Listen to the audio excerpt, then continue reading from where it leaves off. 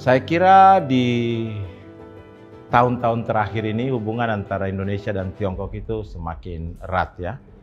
Tentunya dengan saling menghargai masing-masing begitu ya. Kalau saya lebih senang menyebutkannya dalam angka-angka.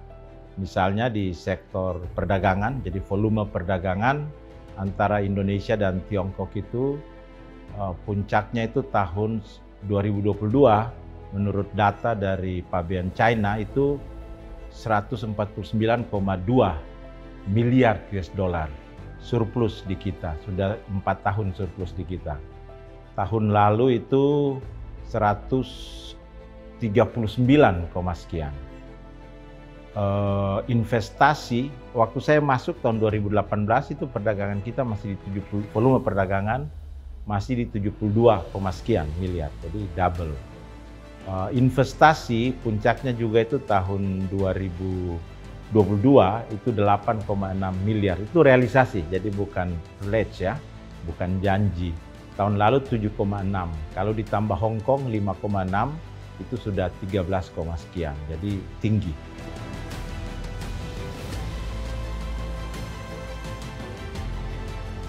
Hubungan ini terjalin dengan erat karena adanya hubungan yang dekat antara kedua pemimpin kita juga.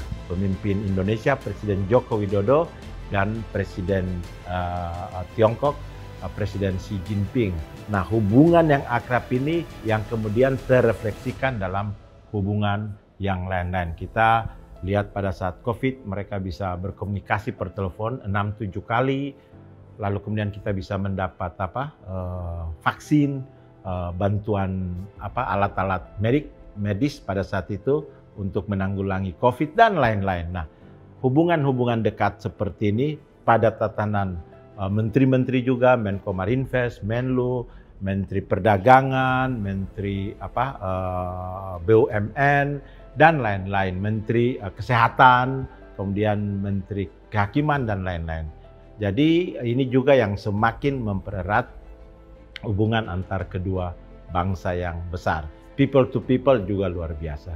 Jadi saya kira kurang lebih secara ringkas dan garis besarnya seperti itu.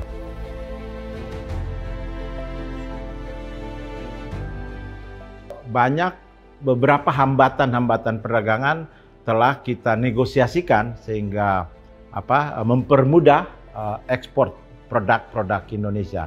Kalau dilihat dari komponen ekspor, misalnya makanan dan minuman naik itu di atas mendekati 100%. Alas kaki juga di kisaran 70-80%. Akibat hilirisasi, produk-produk turunan dari nikel itu meningkat lebih dari 1000%. Jadi saya kira kita perlu memanfaatkan secara maksimal juga peluang pasar yang ada di Tiongkok. Dengan jumlah penduduk mendekati 1,5 miliar, itu konsumsinya juga akan tinggi. Kemudian kelas menengahnya meningkat secara signifikan. Karena kelas menengah meningkat secara signifikan, kebutuhan untuk produk-produk yang kreatif dari Indonesia termasuk UMKM itu juga bagus, seperti misalnya makanan dan minuman yang sudah saya sebutkan tadi. Jadi memang ada beberapa rencana yang sedang kita buat dengan pengusaha-pengusaha maupun Indonesia Chamber of Commerce in China, INACHAM, untuk bagaimana istilah saya itu menggempur pasar Tiongkok. Jadi meningkatkan ekspor kita. Coba bayangkan aja di tahun 2018 kita masih volume perdagangan masih 72 miliar, sekarang sudah hampir 150 miliar US dollar. Itu terbesar di dunia dibanding negara manapun, bisa 2-3 kali lipat.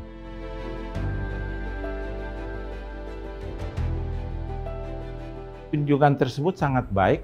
Tentunya beliau diundang oleh pemerintah Tiongkok dan bisa melakukan pertemuan dengan Menhan, dengan Perdana Menteri, kemudian kunjungan kehormatan istilahnya kepada Presiden Xi Jinping. Sama seperti kalau Menlu China juga kan melakukan kunjungan kehormatan kepada Presiden kita, Presiden Joko Widodo. Nah, itu juga dilakukan pada saat berkunjung ke sana, dan menurut hemat kami, karena kami mendampingi beliau, kunjungan yang produktif, kunjungan yang mudah-mudahan nanti hasilnya itu akan berkontribusi pada pembangunan Indonesia ke depan. Beberapa program disampaikan oleh Bapak Menhan Pak Prabowo, termasuk kebijakan keberlanjutan daripada hal-hal yang telah dilaksanakan oleh Presiden Joko Widodo.